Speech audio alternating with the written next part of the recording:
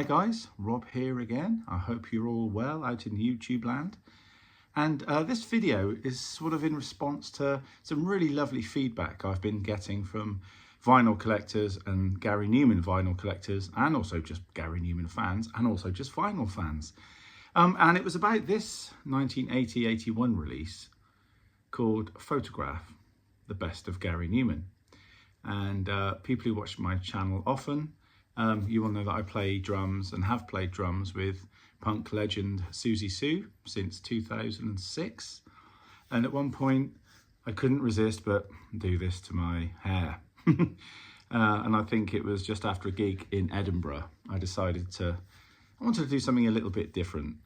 And the guitarist had dyed his hair blonde, which is like Steve Severin. And of course, Gary Numan did that in the Replicas period, and before, of course. And I just decided I really wanted to do it, and I just thought it was a cool thing. So, and eventually I told Gary that I did it too, and he just laughed and thought it was cool. And he said I nicked it as well. Anyway, yeah, that's another story. So this is quite a nice little collection. It's called a best of, but really it wasn't a best of at all in a way. The only singles it had on there were like Our Friends Electric, Down in the Park, This Wreckage, Cars and Complex. The others were kind of album tracks like Films and Every Day I Die, Metal and things like that, though Metal should have been a single, as us Numan fans know. But it's a cool little collection, gatefold sleeve, and goes for quite a lot of money now. You know, and vinyl collectors don't care about the artist sometimes. They just, you know, buy it and collect it because it's rare. So there are a lot of these hanging about with maybe people that have just got them because they can say they've got them.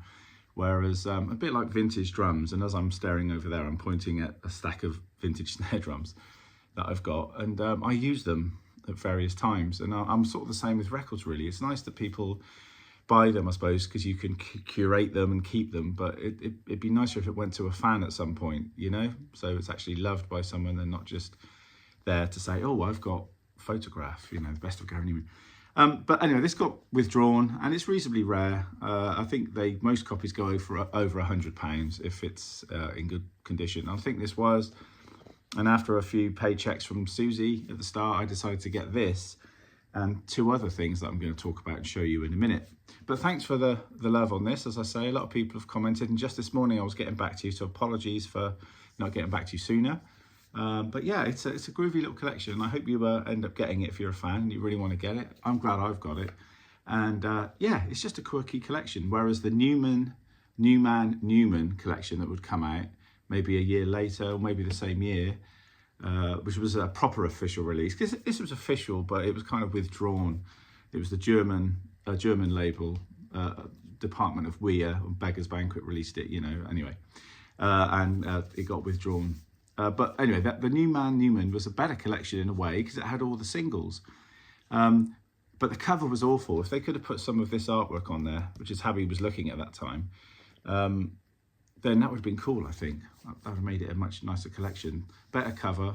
And anyway, and I think Photograph is a better name. Anyway, so yeah, so in response to this, so yeah, if you haven't got this, go and get it. And the people who are waiting to get it cheaper, you can get it cheaper, but it's usually not in very good condition, either the vinyl or the cover. But anyway, so what am I talking about today? You need to imagine a Thursday night in 1979. I'm 9 years old, sat with my family, having my tea and biscuits, watching Top of the Pops. And this guy comes on with a song that's reasonably long for a single, and of course they cut it off anyway. I've personally had never heard or seen anything like it. You know, I wasn't aware of David Bowie or krautrock or any of the other things that older people would say, oh, it's a bit this, it's a bit that. But also those people also had to admit that he was his own thing as well, with just like shades of those artists involved. And that was, of course, Gary Numan, Tubeway Army, playing Our Friends Electric on Top of the Pops. And it sort of freaked me out. Who was this strange looking android human person singing this song, you know, with lyrics that it wasn't about love or some sort of quirky punk song. This was totally different. And yeah, I just couldn't get it. So that was when I first fell in love with Gary Numan, really, on that first performance. It was just something that immediately my parents went, oh, I don't like that. And I thought, great, this is good. There's something they don't like, so it's got to be all right, as we do when we're younger. And that started me off. So I'd be going into Bath and traipsing around and trying to find anything Numan related. And you can see there's a single over there, Tubeway Army, Oh Didn't I Say, That's Too Bad. It's a gatefold. I'll talk about that another time, and Bombers and OD Receiver and Blue Eyes. I'm not sure what else is on there. But I bought that in, and if there's any Bathonians or people that used to hang out in Bath, past and present, and you remember this record shop, it was called Music Market. And I think it was around the corner from the pub. I can't get what the pub's called. Anyway, it was in the middle part of town as you're coming up the town, and then there's that, it sort of flattens out for a bit, and then you go back up Milsom Street. I'm sure it was in that bit there, and it was like next to a pasty shop, and it always just really stink, but it was really small. But I managed to get all my Numan vinyls there, you know, and this is another one I got down in the park, and I'm going to do a separate video on the sort of Tubeway Army singles and B-sides, because I think that's worth talking about from a musical point of view, drumming point of view, and just Numan point of view. So as I say, I got this little paycheck from Susie, and I decided to pick up all these Numan records that I've always wanted, Photograph being one, and the other two were these, and I'll show you this one first. And I really wanted the gatefold edition, which I think was released in Australia, New Zealand. I think it was for that sort of territory, of Replicas. Now the album's the same, obviously there's no different mixes or anything, because I've done some videos like this on Revolver, which is my favourite Beatles album, and I think the best Beatles album, where there was like a loud mix and a different stereo and mono mix, not just obviously the different mixes for stereo and mono, but you know, different tracks. Some tracks would fade out, would be shorter or longer, and cowbells and various percussion would come in at different bits, and the tape loops on Tomorrow Never Knows would be slightly different. Anyway, you know, so this isn't like that. It was just the fact that the front was the same, the rear is the same, but it had this kind of cool gatefold cover, which I wish they'd sort of colorized, really, unless my copy has been bleached in the sun somehow, but I don't think it has. So if you've got a copy of this, let me know. But I don't think it is. But I just wish they'd used the proper colour pictures, really. You know, like here, use that sort of the shading and the colouring and everything, and done that in here. That would have been a bit cooler, wouldn't it? Maybe, I don't know. But it's it's on the Weir label, which was obviously the company that was distributing stuff in different territories. This definitely has faded, the inner sleeve. And there is a colour version of this on the back of the 12-inch, which I'll show you in a minute, which is the other thing, spoiler alert. But it's slightly different pose, and I like this pose. This is more menacing, and I don't think, as far as I know, I've not seen on the internet, but there's going to be a colour version of this somewhere, there has to be, but it's always in black and white, because I think even on the insert on the sleeve of the UK and European releases, it's still just a black and white shot. But I'm sure a colour version of this would be great, because it's a very menacing look. Anyway, that's the lyric sheet. Bit of aging going on here, but that's okay. I don't mind, all good. And a classic sort of Atlantic. Oh, it's on Atlantic. Okay. Was that a subsidiary of Weir? Yes, it is. Yes, it is. On Atlantic Records. And of course, I'm used to seeing this label on my dad's Average White Band records. So when I originally got this, that's what it instantly reminded me of back in the day. You know, things remind you of things when you were younger, smells, music, films, books, you know, tastes and all that sort of thing. So yeah, anyway, yeah, and it's in good condition. It's really good. It's all the same track listing as the UK or European. There's nothing really different about it. It plays and plays really well. All good, very happy with it. But there's something about this record, and my original UK copy, which is down there somewhere, I got when I went to Bristol one Sunday morning to a market somewhere. I can't remember where. I went with my dad, so I'd been 9 or 10 years old. And I still hadn't quite worked out that Gary Numan and Tubeway Army, it was the same thing, because there was that little crossover point between Replicas and the Pleasure Principle. And I'd already bought the Pleasure Principle, and I don't think I was really that aware, because there was no internet then. I'd buy smash hits and stuff. Maybe I read it somewhere. But anyway, I remember going through some records at this place, and you know, and it wasn't this copy, because this is the one I've just shown you, but I saw a copy of this, and I thought, that looks like Gary Numan. I remember pulling it out and looking at the back, and reading, you know, Paul Gardner, Jez Lydiard on there, and of course Gary Numan. And then I saw Our Friends Electric, which I knew was that song. So I was like, Dad, can I please have this? And he was probably, all right then, you know. And it's probably only £4.50 back in the day, which would have been quite expensive, I guess, ish, compared to today, where vinyls are 30 quid. But yeah, anyway, let's not talk about the cost of living. But yeah, and I just remember seeing this cover, and it just blew me away. And I remember going home and playing the record and just staring at the cover and imagining what was going on. And of course you listen to the music and some of the story is sort of in there, kind of, and you've got the park there obviously, and then there were little sort of Easter eggs, I think they call them these days, where you've got his hands in there. You know, I never got that straight away, I never realized. And I love the black nail varnish and the very white pasty android kind of look. And of course on top of the pops, you never had this blonde hair as far as I'm aware. It was always the darker version. So I've never seen this sort of character with this outfit and this groovy belt, punk belt and so on, anywhere else but on this sleeve. I don't think anyone has, unless you went to the early punk gigs. Because yeah, I think he had that, and he was called Valerian or Valian or something like that back in the day, which he soon changed to Gary Numan. But yeah, what a striking image. And I think that when people... Sometimes I have, well, I say sometimes, you can't see it, but there's loads of records here stacked against sort of my TV stand, which is where my record player is. And I have them sort of there, like us vinyl collectors do, so people can leaf through as well as over here. And this one always stops people, either this one or the single version of the same cover from down in the park. And people sort of just instantly go, oh my God, what is that? That's so menacing. And it is, it's cool, right? It's such a cool look. And obviously it's the Blade Runner sort of connotations on the back with the eye and stuff when they do the eye test. I can't remember what that's called now in the film. And similar sort of dystopian trail running through the music.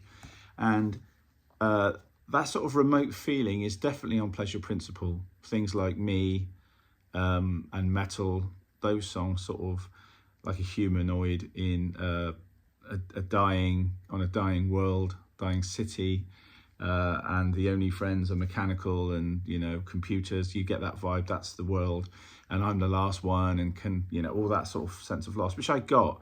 And I didn't realize when I was growing up, you're sort of, especially 9, 10, 11, you're sort of starting to grow up and you're getting, you know, feelings, and you're maturing, and you're starting to sort of, different things are affecting you more, and you're at school and there's that peer group thing and different pressures start, even at that early age.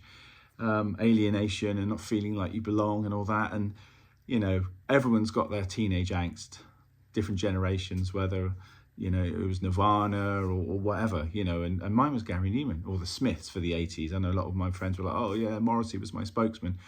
And to me, he didn't do anything for me. He still doesn't. But I'm sure he's great. And I've always said one day maybe I'll hear the right thing. Though How Soon Is Now, I think that's the song that I really like. It's the only one that I really like. I think that's brilliant. But it's brilliant if the Smiths were your angst band. And Numan was my angst artist. And songs like Me, I Disconnect From You, as I say, even at that young age, you hear what he's singing about and you think, hang on, that was me yesterday in the playground.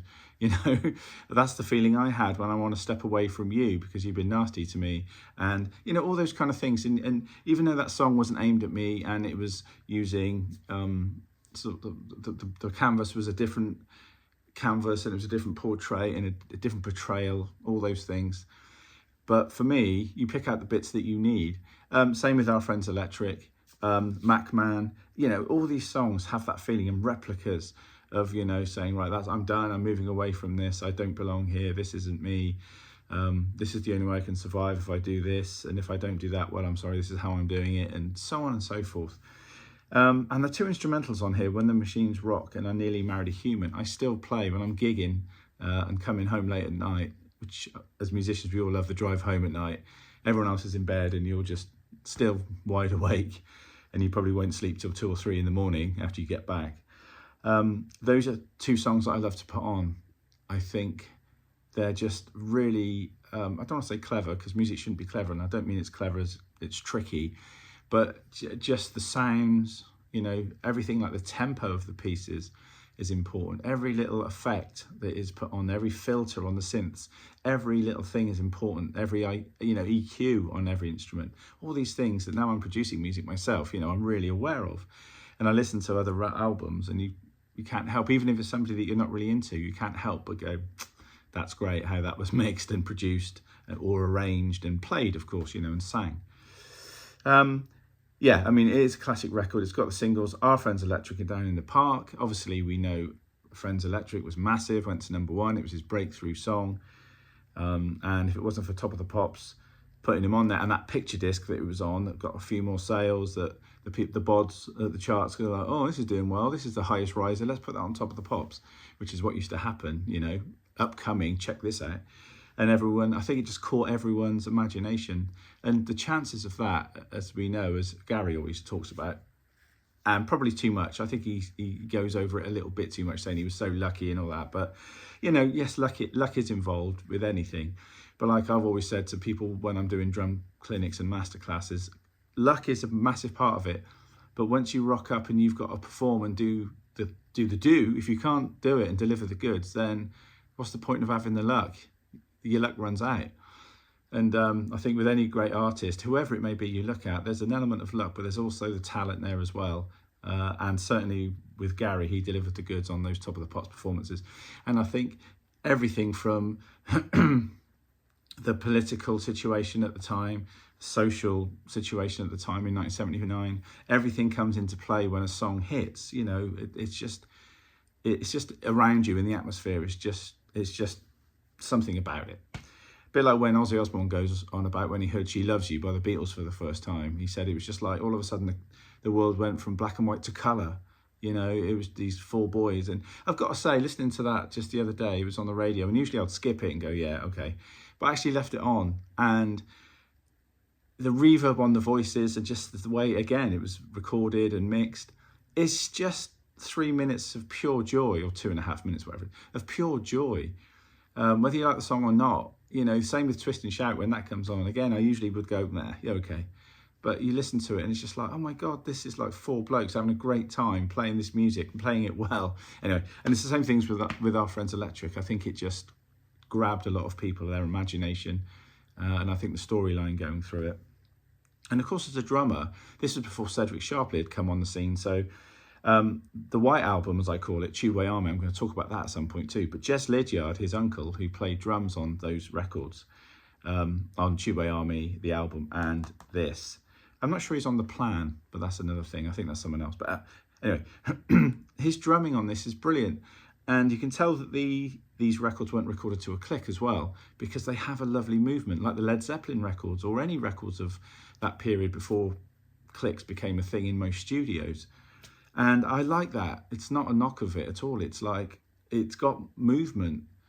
And you can tell when certain things were happening, where maybe a bass drum was keeping time through stuff, and then there were overdubs, especially on the Tubeway Army album. Things are slightly flam, which means a drumming term for a flam is a rudiment where one stick comes down just before the other. And certain things don't layer quite as well, but that's okay, it's real. And then by the time we get to Replicas, it's a bit better. Then Pleasure Principle, Telecon onwards, it's fine. There's not many of those sort of issues that appear anymore. But this album is just so vibrant, full of great ideas. The synth alongside the punk sounding guitars, and Paul Gardner's bass playing. It's funky, but not, I don't mean like Bootsy Collins, but you can clearly tell he's listened, which is, I think, key to all great musicians. They listen to other styles of music and they soak it in, and they use it, and then they reproduce it in a style that they didn't hear it in originally.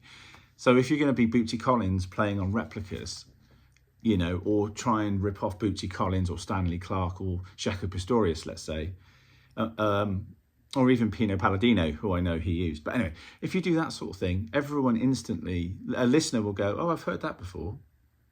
And a muso will go, he's just ripping off so-and-so. But with this, all 3 of them are just playing for the song and playing what's needed.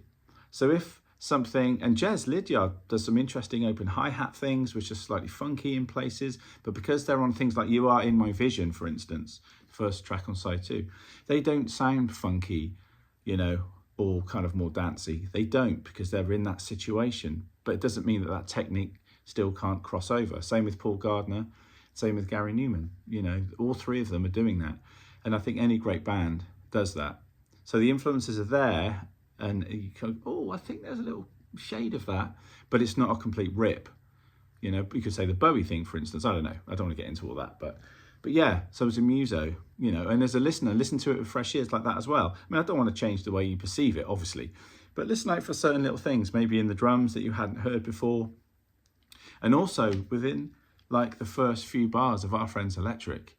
The tempo just moves slightly, you know, and I'll tell you what, as a drummer, playing that tempo with one hand on the hi-hat, which you have to do to play this. You can play it with two, but it's not quite the same feel, actually. It really isn't. And as being a drum nerd, there are ways you could get around that with a double stroke and stuff, but let's not get into all that. But yeah, that's probably a reason it was just getting off the ground. So for a few bars, it feels like it's moving a little bit, and then it settles. But again, does it matter? No. Did it stop it being a massive hit? No. Does it stop people talking about it 40 years later? No. You know, it's just brilliant. And these little moments aren't there to be like, haha, they're there to be, they're real. They're real moments. And that's what makes the, you know, all these kind of records, whether it's Rumours, Fleetwood Mac, whatever, those little moments that you could sort of say, well, I'm sure that's not quite right. Who cares? The record sounds fantastic. It's not a bum note. Do you know what I mean? It's, you know, it's listening with different ears. And the rhythm on Replicas is very sort of krautrock, the way it's very slow and grinding. And again, the sounds in that, from the synth sounds to that really heavy guitar with the phasers on it and stuff. It's just great, you know. Instantly when I hear this record, and I've been listening to it since I was 9 and I'm 50 something now, 55, I still get that feeling, that remote feeling, that cold feeling, that almost a sense of fear of living in this city or having to be in this city as a human being trying to survive. And also the excitement of being a fanboy. I've met Gary a number of times, but I've never got his autograph, because playing with Susie, his wife Gemma loves Susie. So Gary's been coming to Susie gigs since 2008. And I met him for the first time properly 2 or 3 years ago when we did the gig. That's that picture up there in front of 50,000 people at Pasadena. And his band had been on earlier in the day and they were still hanging out. And we got to meet anyway. But I didn't fanboy out. I did a little bit, but not too much. I only mentioned the red streak in the hair. That was the only thing. But yeah, I mean, some of you watching this, hopefully some of you Numan people who've checked out the photograph and the Glastonbury little review I did, though that review literally, because some people have said, oh, you didn't go into fine details. It really was, again, a fanboy thing. I'd got on the Monday morning or Tuesday morning and thought, I want to talk about this gig. I don't even have the new band members' names or anything like that. So it wasn't like like some of these clips on here, which are great. You know, they're proper review things. This is just a fan who sort of happens to be a drummer, who happens to work with Susie Sue, who happened to met Gary and see his band because they've been on the bill with us loads of times, just talking about it. And it went not viral, but it did really well. It's one of my biggest most watched videos, which is cool. So I want to keep tapping into that Numan fan sort of base that he's got, and I'm part of that. And if I can do it on my channel and some of you guys, you know, interact, that's brilliant. So with this, please leave some comments below about your favorite tracks, when you first bought it. As I say, I got this online because it was on eBay or Discogs or something. But my original one I bought in a market in Bristol, and I can't think where that was, but it was in a market in Bristol. And tell me your favorite tracks and why you like them and stuff like that, you know, in the comments below. It's always good to share. And I think Numan gets really fed up that people keep liking the earlier days, maybe a bit more than the later days, but I still like the new stuff. It's amazing. That Glastonbury show was awesome. And the last few albums have been killer records. But sorry, you can't take away the fact that I saw this when I was growing up. It's part of our lives. And I know a lot of you who've written already about Photograph, you know, that album and some of the other stuff, really feel the same. You can't get those days back, you know. It's the excitement, isn't it? Like Ozzy said, you hear that, yeah, for the first time, and you go, whoa. And whether it was Whole Lotta Love by Led Zeppelin, or Love Supreme by John Coltrane, or, I don't know, Foxy Lady, or Black Knight by Deep Purple, yeah, whatever it is, you know, you can't help but enjoy that, because the romance of that early period, you'll never get that back. Okay, so next up, what have we got? Now, it's in its polythene sleeve at the moment. Now, this is something else, as I say. I got after a few paychecks working with Sue, and it was the Down in the Park 12-inch, which I'm not sure where this was released. Was it in the Far East or something? I don't know. But this is the picture I was talking about. This is one of the other pictures from this session on these steps. Again, I don't know where the steps are. Some fans out there will know and tell me. But I wish this picture, or this sort of colour, because you can see that this brilliant military jacket and nail varnish and his makeup and everything, I wish that would be on this lyric sheet. I'd love to see that picture in colour. I'm sure it does exist somewhere, but I've never seen it. Yeah, so that's the Down in the Park 12-inch. And we've got that on the back. And of course, I've just shown you the Replicas album, and both of these pictures are in the gatefold. But as I say, I wish in that gatefold it would have been the colour image rather than the sort of shaded black and white version. But anyway. So yeah, it's not any longer, because people have said, is it any longer? Are there any different mixes? As far as I can tell, it's all the same. And this is not on the Atlantic label, it's on the Beggars label here. So Down in the Park, and on the back, oh, I forgot, yeah, Do You Need the Service, and I Nearly Married a Human, which is one of the instrumentals on the album, which I love. Though he does actually, oh yes, and it's a different mix. It's called I Nearly Married a Human 2. But when you say it like that, it makes it sound like I Nearly Married a Human 2. But yeah, it's a number 2. It's like a different version. But yeah, again, a great song, Down in the Park. I mean, it goes into that whole dystopian vibe. And I'm going to do a different video on this, so I don't want to copy or say too much now. But Do You Need the Service is a great track. The drum part alone, that boom, boom, dap, boom, boom, dap, dap, boom. Very sort of krautrock, very Can. I kind of like that. And also Noi, but we'll talk about that when we talk about these B-sides and the krautrock sort of Numan sort of connection musically. But yeah, that was another one that I just had to get, along with the Replicas gatefold, as I say, and Photograph. It was just something that I really needed. I know there's other picture discs and shaped discs and stuff out there from the 90s and late 80s for some of those records, but and I've got a signed Berserker, which is head shaped like the single Photograph, you know, the Photograph on the single. But yeah, these are this early period. These were the sort of ones I wanted to get, and obviously I should get an Our Friends Electric picture disc from the original days, I guess. I've got one that was released for the anniversary when he remastered it a few years ago. 2008, would that be? Something like that, 2009. Went to see him on the tour a few times because we'd be in certain cities playing with Sue, and Numan Band would be in sort of maybe the night before or the night after. And if we had a day off, I could go and see them. So yeah, I saw them in Glasgow and they were great. And I picked up a picture disc then and a few other sort of random Replicas things. But anyway, yeah, so I thought I'll throw that into the mix as well. So yes, please leave your comments, and don't forget to like, share and subscribe if you could, please. That really makes it helpful for the channel to grow. And leave plenty of comments. Let's get this Numan love started. And I did notice, as I've been replying to people's comments, that I did one on Telecon a little while ago, and Cedric Sharpley's drumming on Telecon, and some people were saying, could you actually demonstrate some of the things? Yes, I can. I mean, I've got a studio at home, but I use a local studio. The next time I'm in and I've got a little bit of time, I will try and go through some of the stuff I was talking about. And the same with any of the grooves, actually, on these. If there's a groove you'd like me to look at or break down or talk about, then just leave it in the comments and I'll get back to you, because I could do the groove on Our Friends Electric, and we could do films, you know, whatever. We could break a lot of them down and talk about them. So I'm into doing that as well. Okay, so as ever, as I say, please like, share, subscribe, and also keep that Numan love going. Thanks for watching, and I'll see you all on the next video.